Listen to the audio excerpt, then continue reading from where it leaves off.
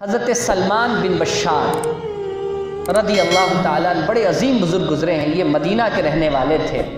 آپ فرماتے ہیں کہ میں حج کے ارادے سے مدینے سے نکلا اور مکۃ المکرمہ میں جا رہا تھا۔ راستے میں ایک مقام پر میں نے ٹھہراؤ کیا اور میرے ساتھ میرا رفیق، میرا دوست بھی تھا۔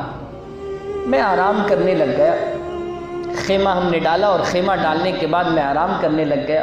میرے پاس جو کھانے کا سامان تھا وہ ختم ہو گیا، تو میرے رفیق نے کہا آپ آرام کریں، میں جاتا ہوں اور پاس میں جو کچھ لوگ ہیں ان سے کچھ چیزیں خرید کر لے آتا ہوں۔ وہ وہاں چلا گیا، میں تنہا خیمے کے اندر آرام کر رہا تھا، یہاں تک کہ ایک عرابی، ایک دیہات کی بڑی خوبصورت عورت میرے پاس آئی۔ بڑی خوبصورت عورت میرے پاس آئی اور اس نے مجھے جھنجھوڑا، مجھے جھنجھوڑ کر اس نے اٹھایا، اے مسافر اٹھو۔ تو میں ہڑبڑا کر اٹھا، میں نے اس عورت کو دیکھا تو مجھے ایسا محسوس ہوا کہ لگتا ہے یہ بھوکی ہے، اسے کھانے کی کچھ حاجت ہے۔ میں نے فٹافٹ اپنے تھیلے میں ہاتھ ڈالا اور میں نے دسترخوان بچھا دیا اور میں نے کہا آؤ کھانا کھاؤ۔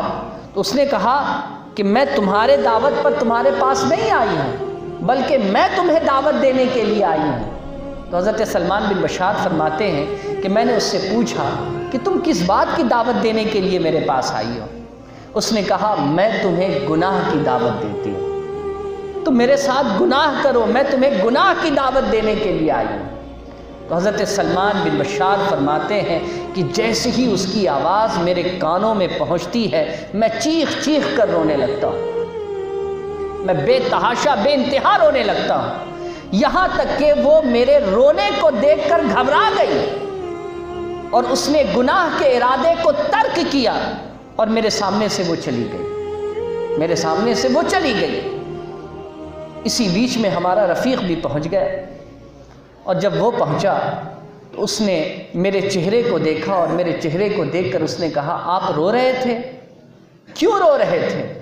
انہوں نے فرمایا کہ پہلے تو میں نے بات بدلنے کی کوشش کی، لیکن وہ بضد ہو کر مجھ سے بار بار یہ سوال کرتا رہا آپ کیوں رو رہے تھے، آپ کیوں رو رہے تھے؟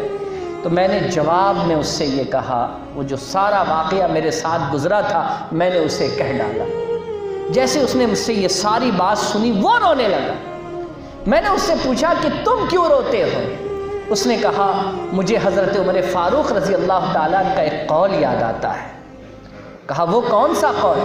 تو رفیق نے کہا مجھے یہ قول آتا ہے یاد کہ حضرت عمر فاروق رضی اللہ تعالیٰ نے فرمایا کہ بہت سارے لوگ ذکر کرتے رہتے ہیں، اللہ اللہ اللہ اللہ سبحان اللہ الحمدللہ، تسبیحات پڑھتے رہتے ہیں، نماز پڑھتے رہتے ہیں، نیک اعمال کرتے رہتے ہیں، اور وہ یہ کہتے ہیں کہ میں اللہ کے ذکر میں ہوں اور جب میں اللہ کے ذکر میں ہوں تو مجھے اجر ملے گا، لیکن دوسری طرف وہ حرام کام کرتے ہوئے بھی نظر آتے ہیں، ان کا ذکر ان حرام کام کی وجہ کر ان کے منہ پر مار دیا جاتا ہے۔ لیکن اے سلمان بن بشار، اللہ رب العزت نے تجھ پر یہ فضل فرمایا کہ تو نے اللہ کے خوف سے، اللہ کے ڈر سے، اللہ کے لیے تو نے حرام کام کو ترک کیا ہے، اور ابھی تیری زبان سے الحمدللہ الحمدللہ کی صدا بلند ہو رہی ہے۔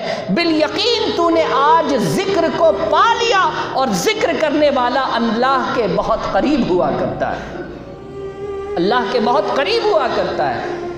تو حضرت سلمان بن بشار فرماتے ہیں کہ میرے رفیق نے جب یہ بات کہی تو اس بات کے ساتھ وہ پھر اس بات کو دہراتا ہے کہ اللہ نے تجھ پر فضل فرمایا، اگر میں تیری جگہ پر ہوتا تو ممکن تھا میں پھسل سکتا تھا، لیکن اللہ جس پر فضل فرمائے تو بالیقین وہ بندہ بچ جاتا ہے، لیکن اللہ کے فضل کے ساتھ خود کا ارادہ بھی پختہ ہونا چاہیے۔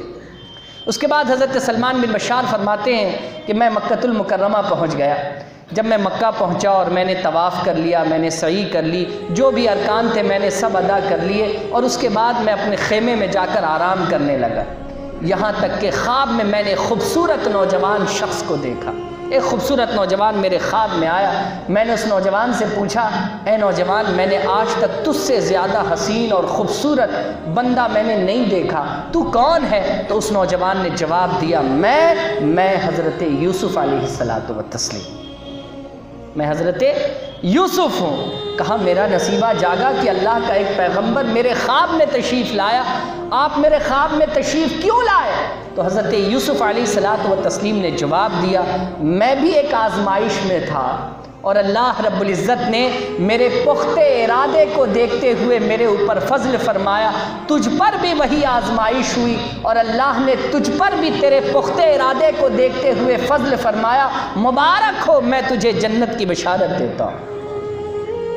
بزرگوں اور دوستو، ہمیں اس واقعے سے اتنی بات تو ضرور سیکھ لینی چاہیے کہ جب کوئی کسی کو گناہ کی دعوت دے اور اللہ کے خوف سے اگر کوئی بندہ گناہ سے بچ جاتا ہے تو اللہ رب العزت ایسا ہی فضل فرمایا کرتا ہے۔